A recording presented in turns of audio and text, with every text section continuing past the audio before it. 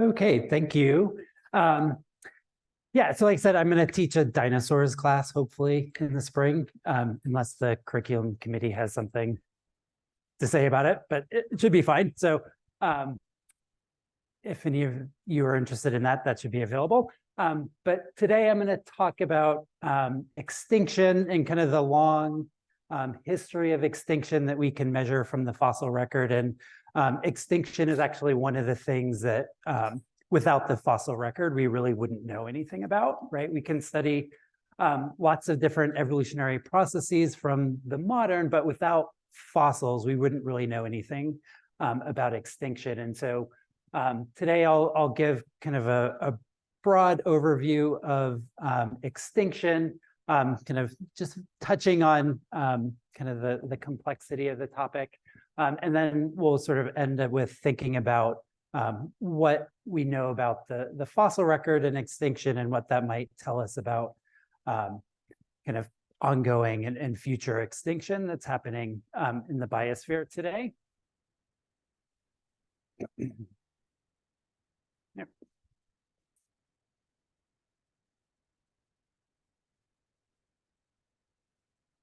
So I've kind of divided this into three broad parts. Part one will be what I'm calling an overly concise overview of Earth's history, which is very long. And actually the last 600 million years that I work on is actually just the last like 15 or 20% of Earth's history. So it's really kind of quite remarkable. And it is sort of hard to think about. You just sort of get used to it, I think, over time as you're studying geology and thinking about these long timescales. Then I'll talk about extinction as we understand it from the fossil record, including a little bit of a historical development of kind of where the idea came from. And then I'll end on applying some of the data that we've learned, or some of the conclusions we've learned from the fossil record to what's going on today. Right, so part one, this very concise overview of Earth's history. And so this is a timeline, of course, very simplified, of Earth's history, starting about 4.6 billion years ago. So the units here are billions of years. When the Earth formed, we know from studying the chemistry and mineralogy of meteorites, the age of the Earth, but we actually know it's actually quite a bit, or a little bit older than the oldest Earth material. So the oldest rocks we actually have are these things called the Acasta gneiss from about 4 billion years ago. And these are located in Canada. We do have slightly older Earth materials. In particular, there's one single mineral that's been dated to about 4.4 billion years ago called the Jack Hills zircon. The zircon is the mineral name and is found in the Jack Hills of Australia. Kind of moving on, we have some of the oldest evidence for life from Greenland and kind of a place called the Isua Greenbelt facies. And then we have kind of lots of things going on.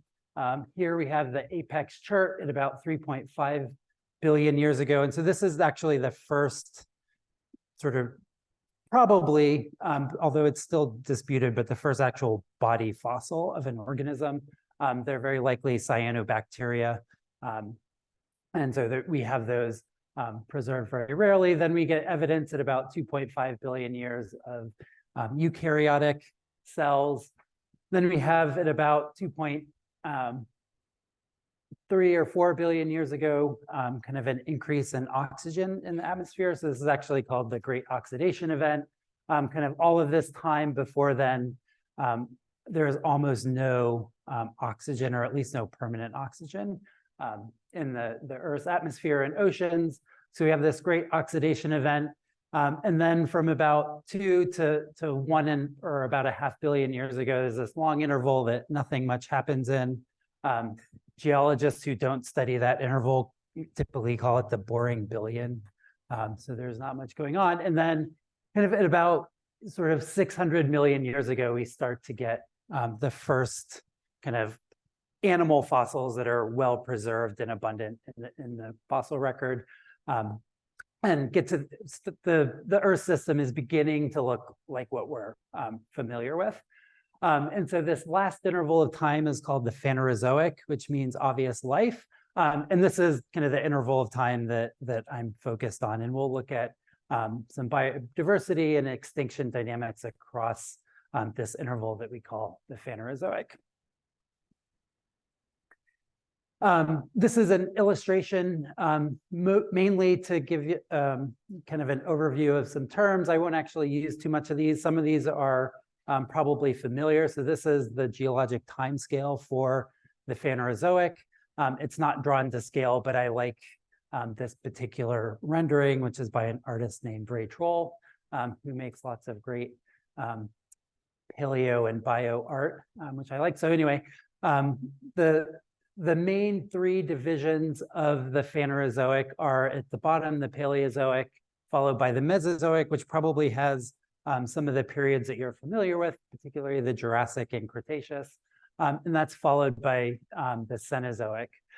The other thing that this chart is showing that is useful to think about is it illustrates two important principles that geologists use to try and kind of work out what's going on in Earth's history. And the first one is what we call the law of superposition. And that's basically, unless something crazy has happened with mountain building events or big plate tectonic activities, generally when we see kind of a sequence of rocks, the rocks at the bottom are the oldest and the ones on top are younger. And so this actually allows us to tell geologic time, at least in a relative sense, by just looking at the order that we find rocks in.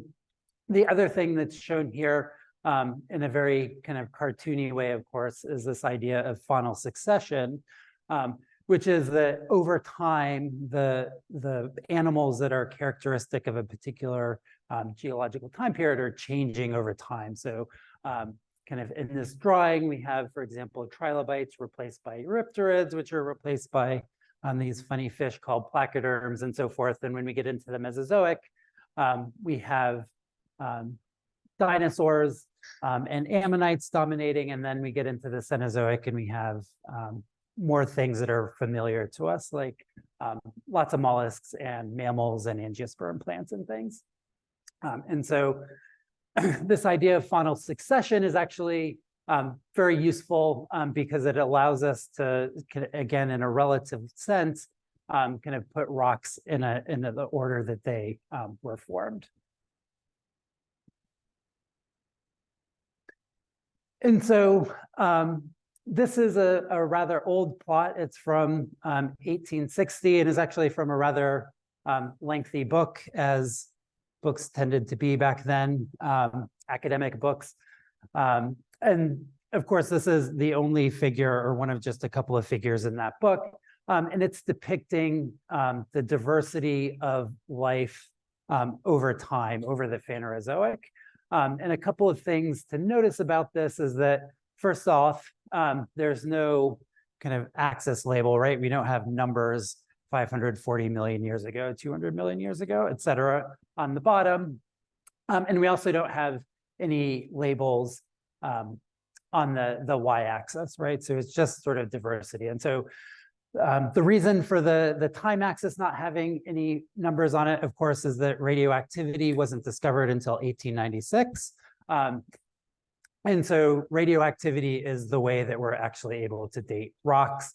We can't date every rock using radioactive isotopes, but we can date some, and we can sort of look at that superposition where we find appropriate rocks to then kind of construct a quantitative timescale.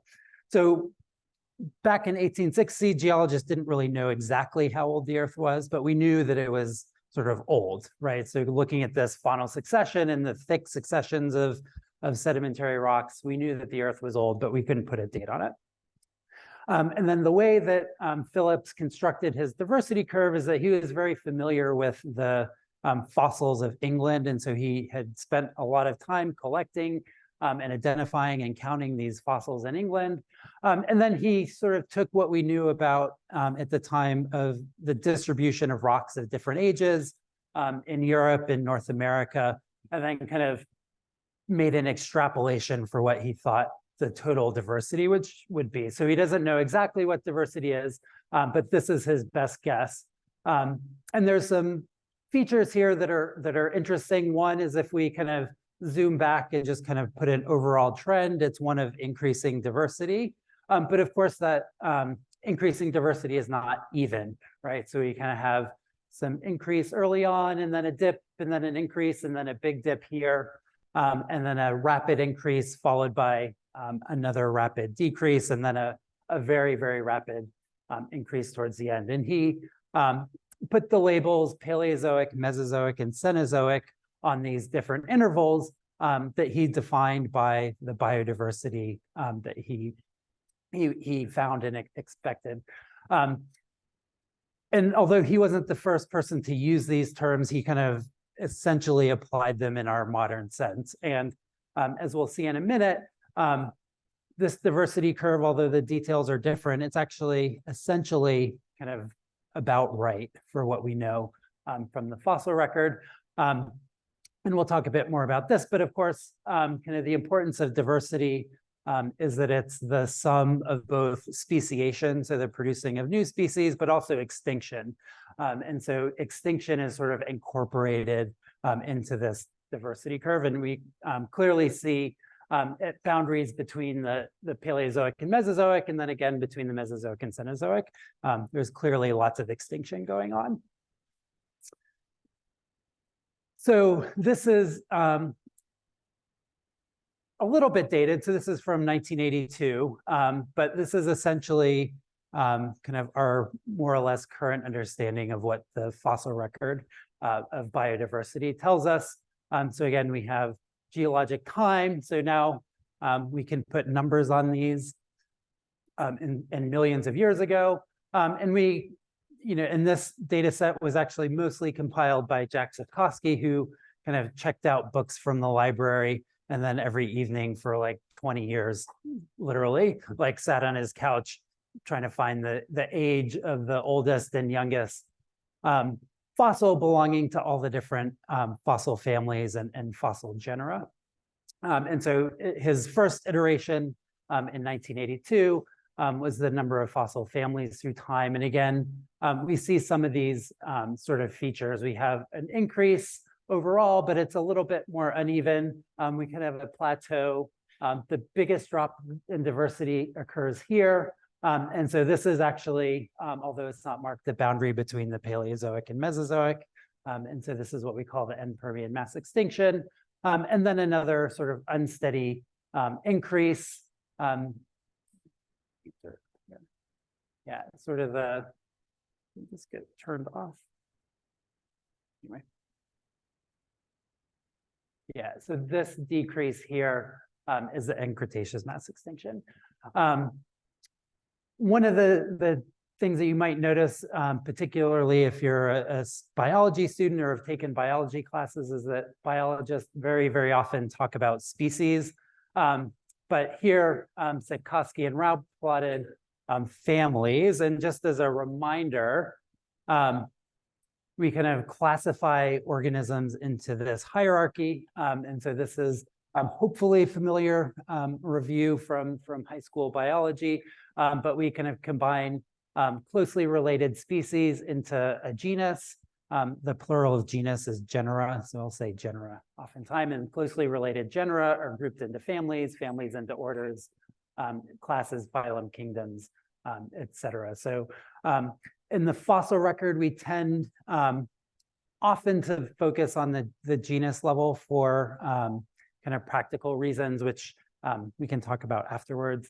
And then sometimes family, right? So Sepkoski focused on families, just given the enormity of kind of the task and, literally just having to sit and flip through books that are written in not just English, but French and German and Spanish and all of that. So he focused on the families. Okay, so now we'll get to talk a little bit more specifically about extinction. I'll use some examples from kind of the modern world.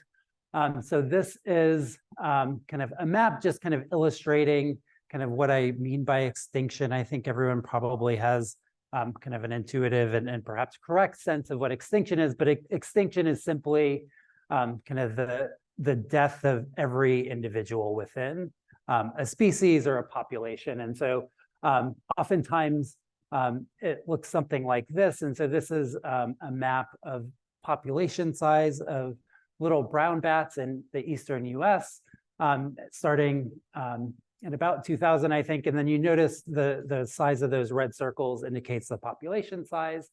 And so over time, we have a couple of big populations. And then what happens is we actually get this white nose syndrome, which is a fungus, which causes death in these bats. And sort of very rapidly, these large populations are shrinking, and we're even starting to lose those smaller populations that connect them. And so if this were sort of to continue at this pace, eventually every population of little brown bat would be sort of extinct. We'd lose all of the individuals. So that's sort of what we're talking about for extinction, right? And so in this example, we're looking at the loss of populations within a species. We can also look at kind of when we talk about extinction of a genus, for example, it's when every species has gone extinct. The extinction of a family is when every genus within a family has gone extinct, and so forth. So we can kind of look at it at different scales. And one of the things that maybe people don't appreciate and is in some ways kind of illustrated by this idiom made popular by Ben Franklin is that, certain things are inevitable. And one of those things is extinction, right? And so Ben Franklin said, nothing can be certain except death and taxes. And sort of the corollary of kind of death being inevitable is that eventually all species go extinct. And in fact, if we kind of do rough calculations on how many species we think have lived over the Phanerozoic, today more than 99% of all species that have ever been alive are now extinct. So extinction is kind of a normal, everyday sort of process, but it's sort of uneven over time and it can be complicated. So we'll think a little bit more about extinction. This idea that extinction is inevitable is actually not been kind of always accepted. And so the first really kind of accepted argument that extinction was a real phenomenon was made by Georges Cuvier, who was a French paleontologist in 1817. He wrote an essay, again, that I think is about 400 pages long on the theory of the Earth, and he made an argument that extinction was real. And so he focused in particular on kind of large mammal species like this mastodon or this giant ground sloth. And the first part of his argument was when we look at these fossils, they're very clearly different from modern Asian or African elephants in the case of the mastodon, or from any of the living species of ground sloth, and not just difference in size, but difference in kind of the fundamental kind of morphology and shape of the skulls and the teeth, and so forth. And so he made an argument that these are really different species that we find in the fossil record, and they're really different from anything that we know about that's alive today. And in part, he chose these very large animals because up until this point, people had always said, oh, well, we just haven't explored enough. So if we kind of go into far Western North America, we're going to find mastodons and ground sloths. If we go into kind of the Congo in Africa, we're going to find mastodons and ground sloths. And his argument was basically, we've explored enough and these things are so big and they have, they're so widespread in the fossil record that, it's very unlikely that they're actually still alive. And so that was the argument. And just as an example, here's another sort of quote. So Thomas Jefferson was on the "we're going to find more of these things" sort of boat. So this is an excerpt from a memoir he wrote. And he says, basically, in the present interior of our continent, there is surely space and range enough for elephants and lions, if in that climate they could subsist, and the mammoths, which he really meant mastodons, and megalonoxes, which are the ground sloths, who may subsist there. Our entire ignorance of the immense country to the west and northwest and of its contents does not authorize us to say what it does not contain. So he's basically saying we don't know enough about kind of the western part of the US, and so we're probably going to find mammoths and mastodons and ground sloths out there. And this is in part motivated the Louisiana Purchase, and then also the Lewis and Clark expedition. So part of what he wanted Lewis and Clark to do was find these kind of extinct megafauna, which of course they didn't find because they were extinct. All right, so that's sort of the kind of initial development, and just a little bit about why extinction is important. So this is just the cover of the first edition of Darwin's Origin of Species. And if you've ever read The Origin of Species or know about his theory for evolution by natural selection, one of the very important processes is extinction, right? So this is 1859. He clearly bought into the idea that extinction was real, and it played a very important role in his theory of natural selection, particularly that, this idea of fitness, and animals or plants that were less fit would eventually be pushed to extinction by their more fit contemporaries. So extinction is actually a really integral part of evolution. And as I've hinted at before, it's also really important for kind of understanding geologic time. And so this is, once again, our Phanerozoic timescale going from the Cambrian up to the recent, and then kind of arrayed along the x-axis here are a bunch of different common fossil organisms. And hopefully you can see kind of behind them, there are these kind of gray bars that get bigger, get fatter and wider, that show the relative diversity of these different organisms. And so we can see that over time, we see the loss and the expansion of certain groups. So here's one of my favorite groups, which is the trilobites. So they're relatively common early on, and then they become extinct here at the end of the Permian. And this is useful, again, for constructing the geologic timescale. And it's even useful if you're kind of out in the world looking at rocks and you find some rocks that have fossils in them. If you know kind of a little bit about which types of organisms were common when, you can kind of give a rough age of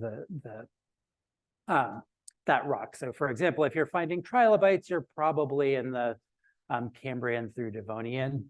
And based on the type of trilobite, you can even narrow it down more. And so this idea of extinction is really what allows us to kind of build our geologic timescale through faunal succession. Okay, and so this has all been kind of qualitative overview. What does extinction actually look like in a quantitative sense? And so this is a plot produced by Raup and Sepkoski, looking at that family level diversity curve that we looked at earlier. And so again, what's plotted here is geologic time, going from the oldest sort of animals in the Cambrian up to the recent. And then the y-axis is the total extinction rate for that each time interval.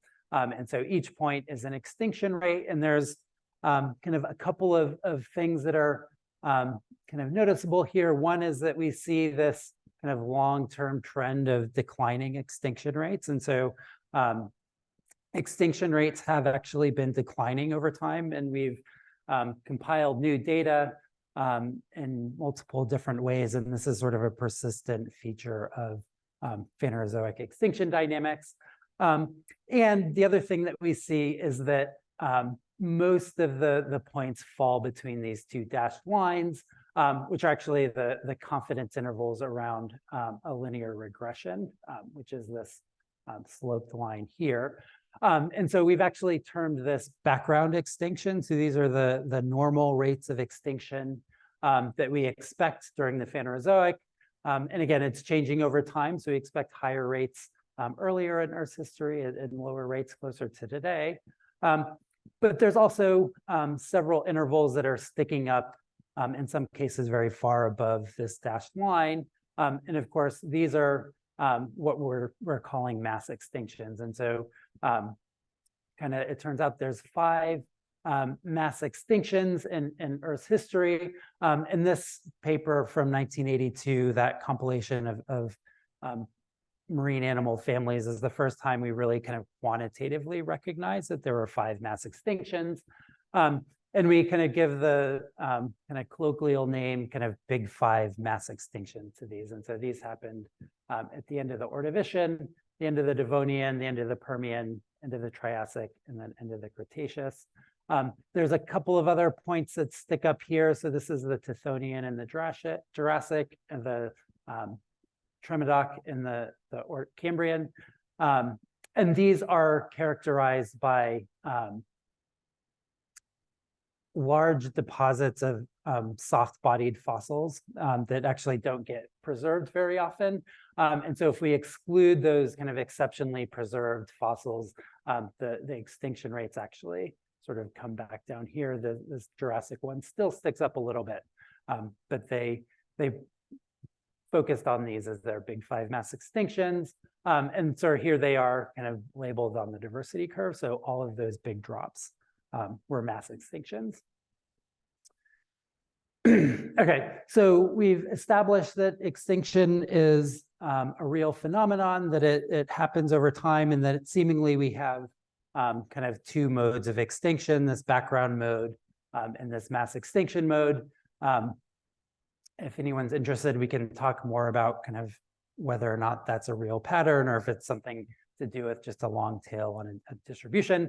But we won't talk about it right now. And so what I'll show now are a couple of kind of selectivity patterns for extinction that I've looked at. So what Ropp and Sapkowski were measuring were the magnitude of extinction, right? So how much extinction was there? And so one of the things that we can do is, well, we can look at is extinction random, or are there kind of patterns where certain types of species tend to go more extinct more often than others? And so one of the things that paleontologists have looked at is this idea of geographic range being kind of one of the factors that either promotes or hinders extinction. And so what do I mean by geographic range? Oops. I forgot to add my giraffe photo. This is a map of the different species of giraffes in Africa. And so the red outlines are the geographic area where we find giraffes of each of these different species. And we can see some of them are sort of bigger than others. Some are more fragmented than others. But essentially, this is what I'm talking about when I'm talking about geographic range. And for most of the studies in the fossil record, we think about kind of drawing a circle around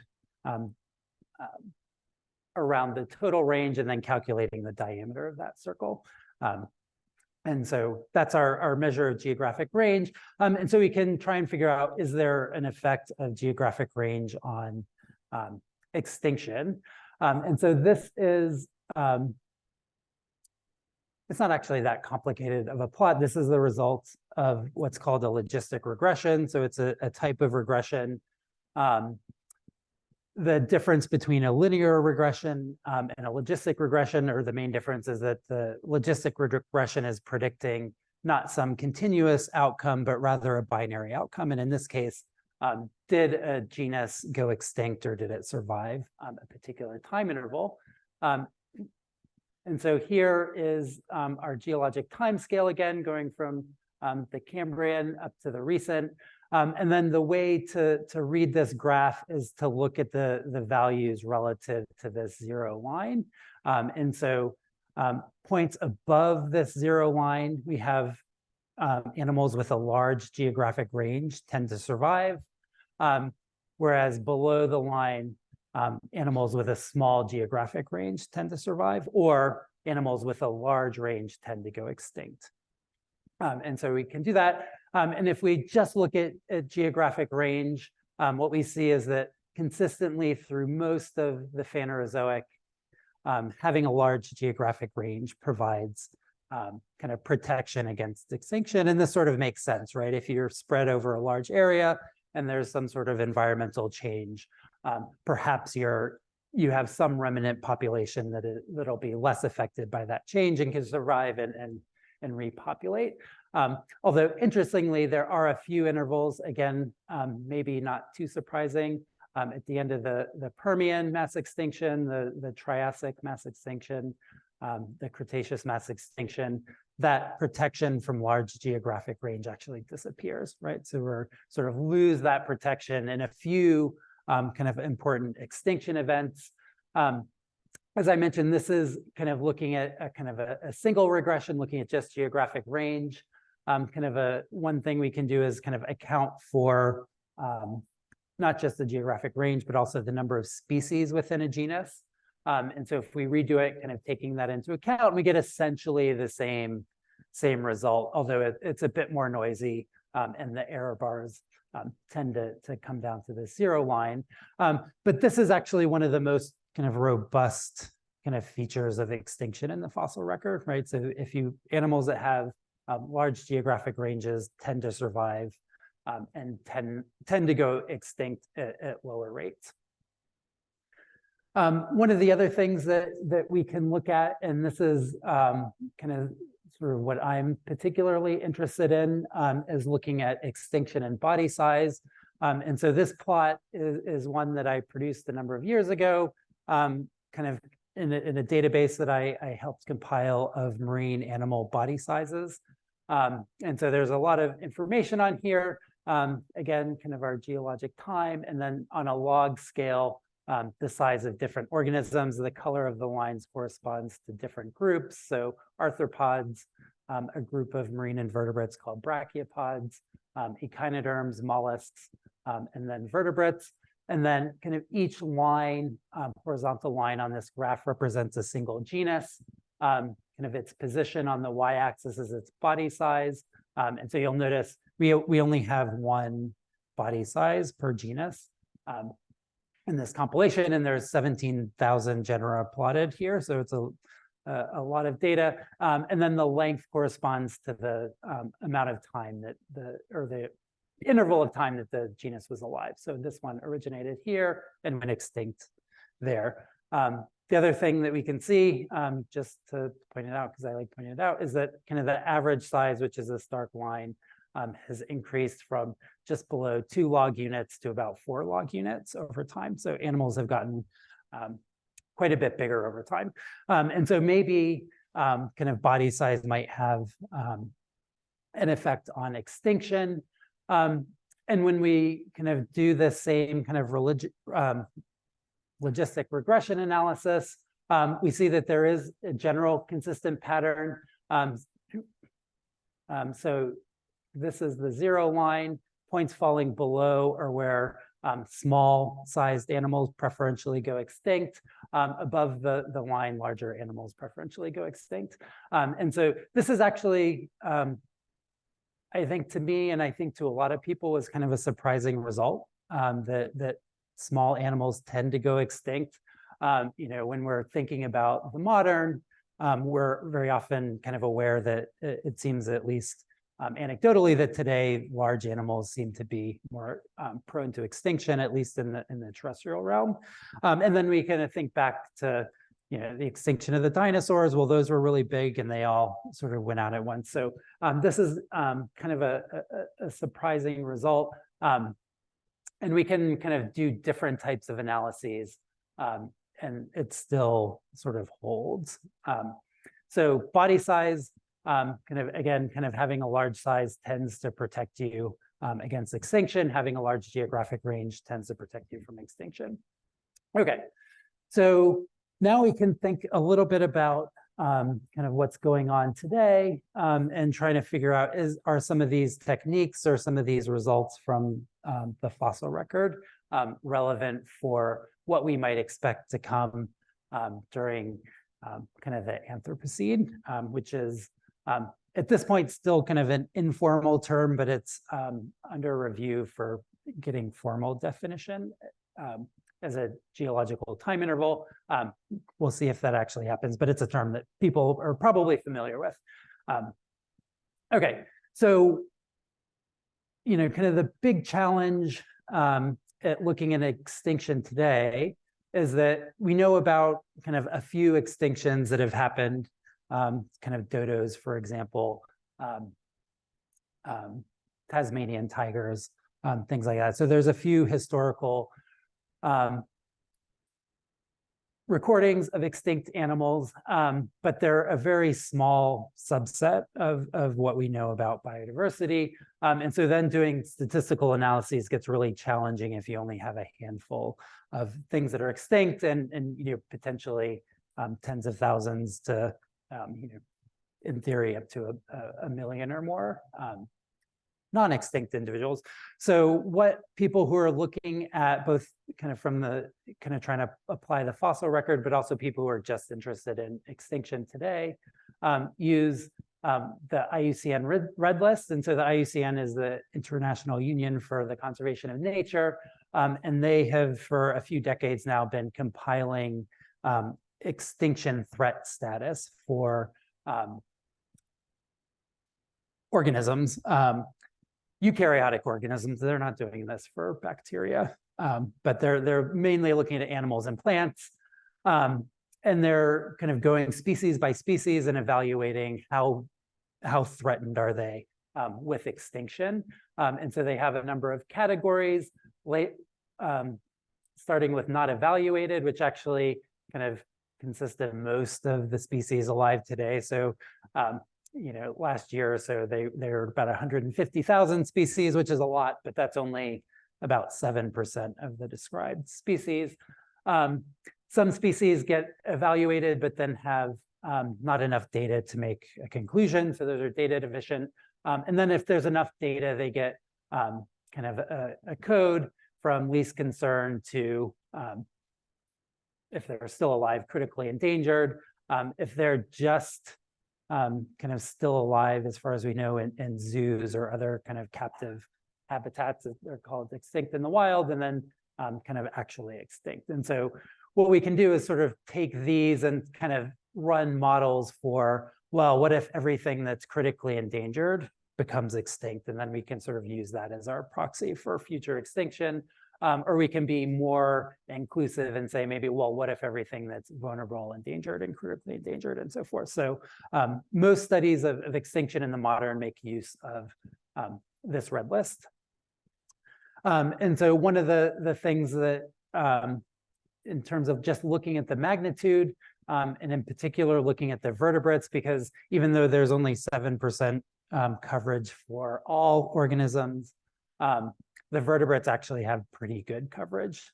People are interested in vertebrates, so most of them are not at 100%, but they're getting very close. And so what this plot is showing is kind of the background rate. So this is the extinction rate that we'd expect,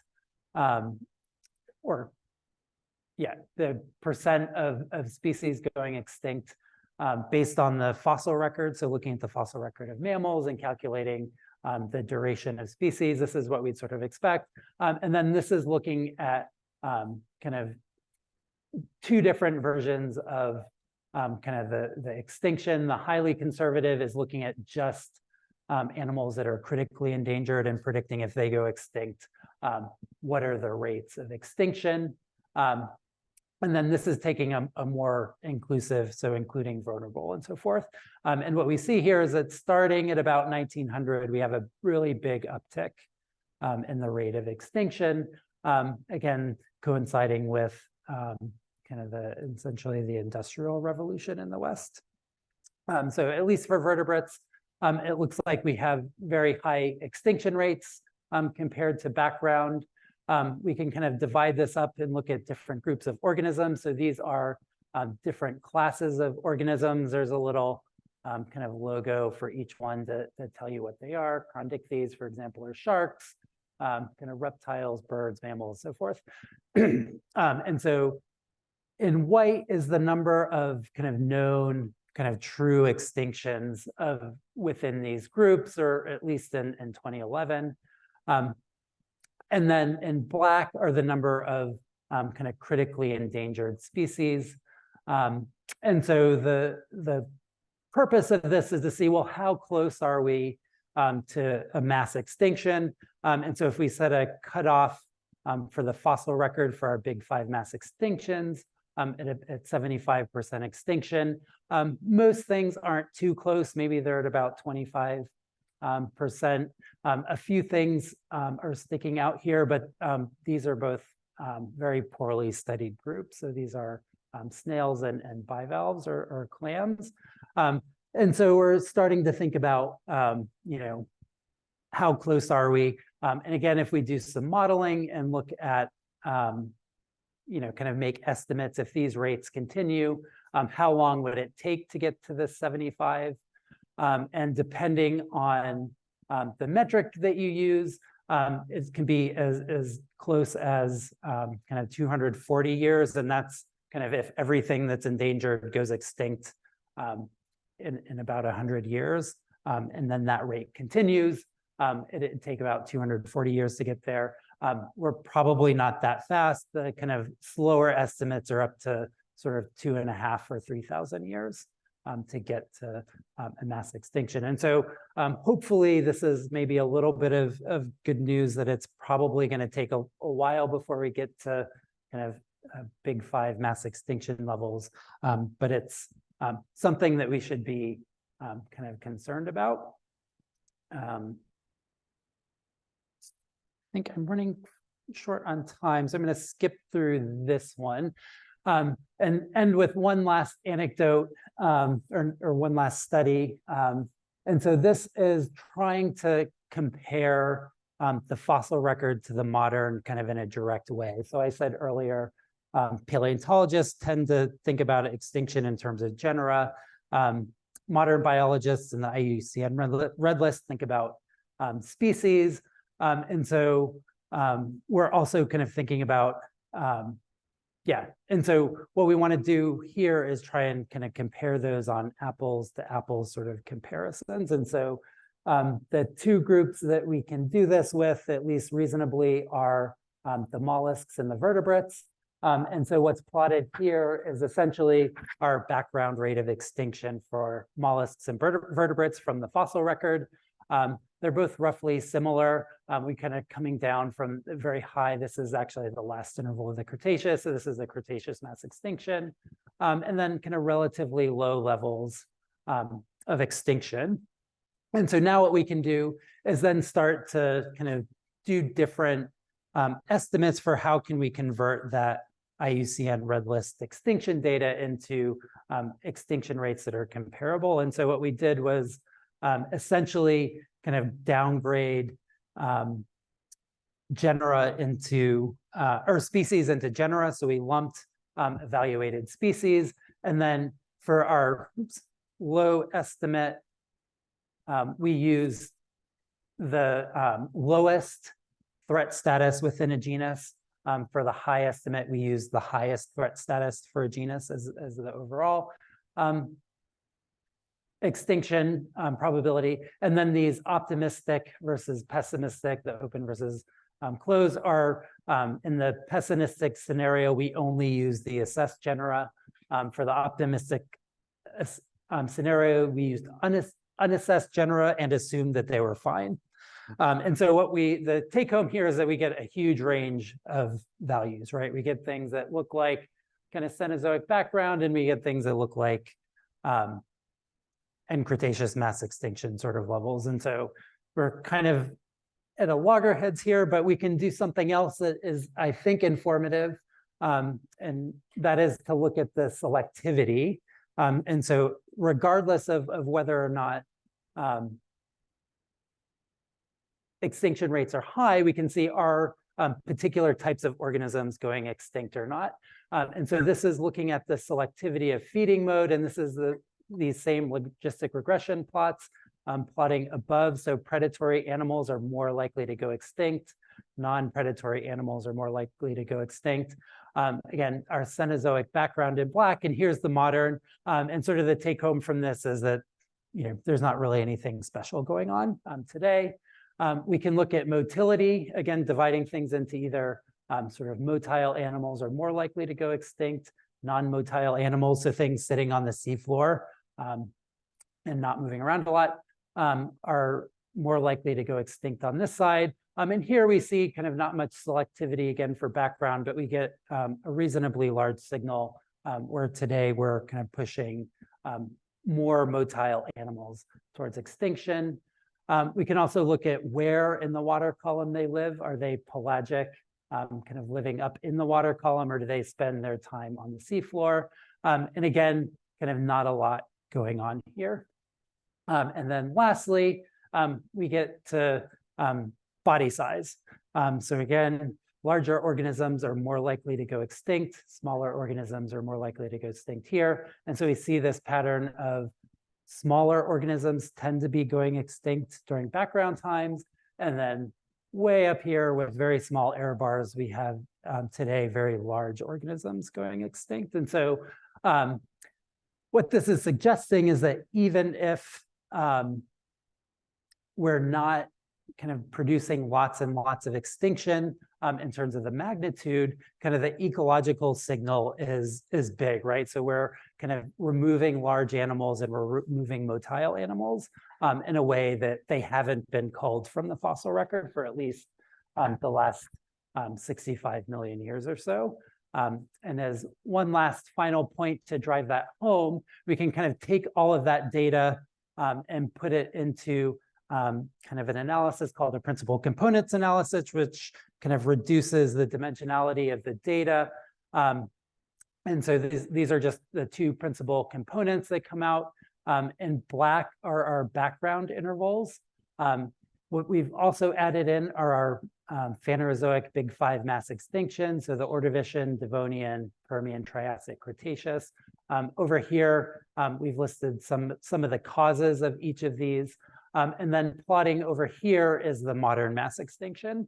And then these dashed arrows are sort of showing you what is changing in each direction of the plot. Again, we've kind of taken this four-dimensional plot and collapsed it, rotated it and collapsed it into this two-dimensional space. So we see kind of feeding being affected in this direction, habitat zone. So this is the benthic versus pelagic, and then this is motility and size. And so not only is the modern kind of very different from our Cenozoic background, it also appears to be very different from the big five mass extinctions. And so what's kind of really the take-home point here is that regardless of whether the rate of extinction approaches what we've seen in these past mass extinction events, kind of the ecological signature is very different. And so we're kind of reshaping ecosystems in the modern in a way that we haven't really done or haven't seen in the geologic past.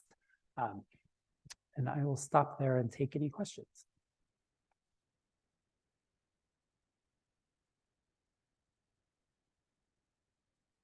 Thank you so much. Any questions? I can start while people collect their thoughts. I know I will be collecting my thoughts for the next few days. Lots of interesting patterns and data. I have a couple of questions. Maybe we start with data. So this is a massive amount of data that you are working with.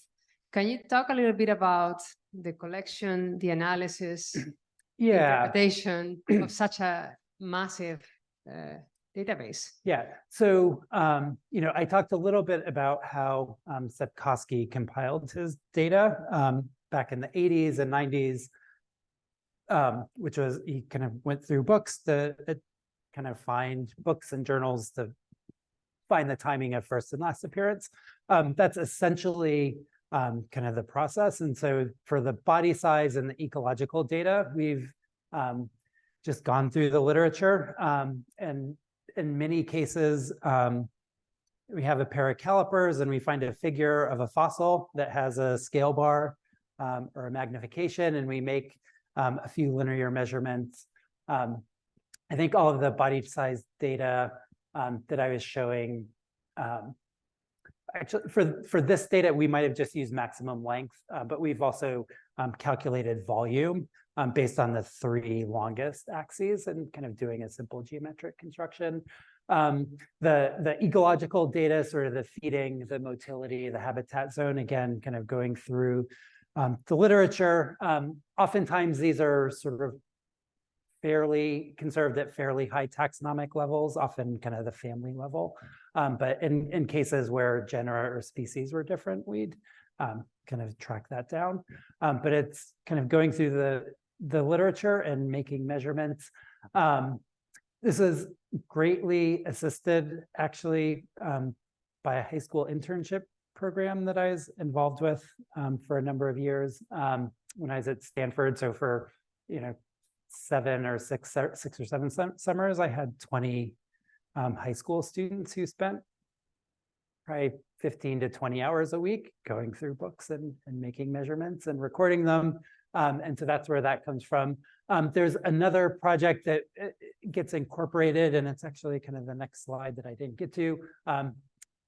It's actually, I took the title off, but this is from the paleobiology database. And so this is a community wide effort that started in about 1998 to kind of, again, go through the literature. And it was essentially meant to be an improvement on Sepkoski's data set, which was just the time of origination and extinction. But it didn't say anything about, well, what were the occurrences in between and where were they located? And so that's what the paleobiology database is. This is a screenshot from the website, which if you ever want to go check it out, it's paleobiodb.org. And you can download data. There's more than, I think we're approaching 2 million occurrences of fossils. So this is people all over, paleontologists all over the world entering data. These are just mollusks from the more recent part of the Cenozoic. So this has 81,000 mollusks on it. And you can, and then this is plotted on a paleogeographic reconstruction of probably the middle part of the Neogene, I assume. Can I follow up on that? What kind of training do you need to work with such large data sets? Yeah, so essentially you have to be interested in statistics. So kind of compiling these data and analyzing them kind of requires sort of using kind of software packages. I use R for most of what I use. But you could use other things like MATLAB or Python. Yeah, but kind of statistical training is certainly useful. And a little bit of data science, right? Kind of, in most cases, you can't just kind of get a dump of all the data we have and then just like shove it into R and make it go. You've got to kind of do quality control and pull out the particular sets of data that you want. Do kind of quality control checks. So as we're, for example, collecting size data, always kind of plotting our data, mainly looking for outliers and so forth. So oftentimes somebody forgets a decimal point, and so their kind of body size is crazy outside the norm and so forth. But yeah, definitely some kind of computer coding, data science, and statistics is helpful for this. But it's not that hard to learn.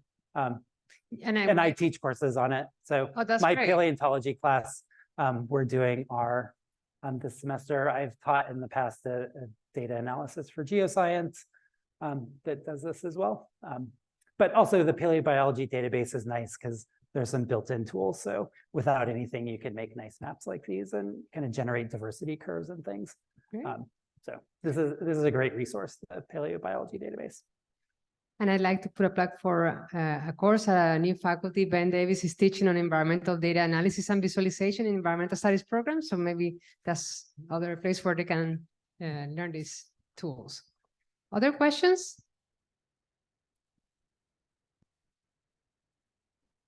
I had a question about this current modern extinction, and given that it is different than all other mass extinctions or background extinctions in extinction selectivity, have there been any attempts to be made? Has anyone made an attempt to predict the effects that this modern extinction would have, given that it would look quite different, I'd imagine? Yeah, so in terms of how our ecosystem's going to be altered or something, not kind of at a big scale that I'm aware of. Yeah, but that would be an interesting sort of thing to look at. Yeah, one thing that I didn't get to in this slide was sort of leading up to is that what some people have done, I wasn't part of this study, but kind of mapping kind of the kind of predictors of extinction through the late part of the Cenozoic, and then seeing how, there are kind of certain groups of organisms that are preferentially kind of prone to extinction already, and then mapping them where we expect anthropogenic change to be greatest. And there's a big overlap. And so it kind of, again, maybe doesn't quite answer your question, but we're kind of making predictions that kind of the extinction is happening in areas that are most vulnerable. And so we'd expect bigger kind of ecological impacts. But yeah, so on a big scale, there's not, although kind of at smaller scales, people have certainly actually even observed kind of what happens when coral reefs kind of decline, and you see kind of big changes, what happens when you remove large herbivores from grassland systems and so forth. But I don't know of a big kind of analytical kind of approach like this. Yeah. Time for a super quick question. Is there do you have a very quick question? Yeah. All right, well, let's thank him one more time. And I'll see everybody next week to talk about the problem of too much food.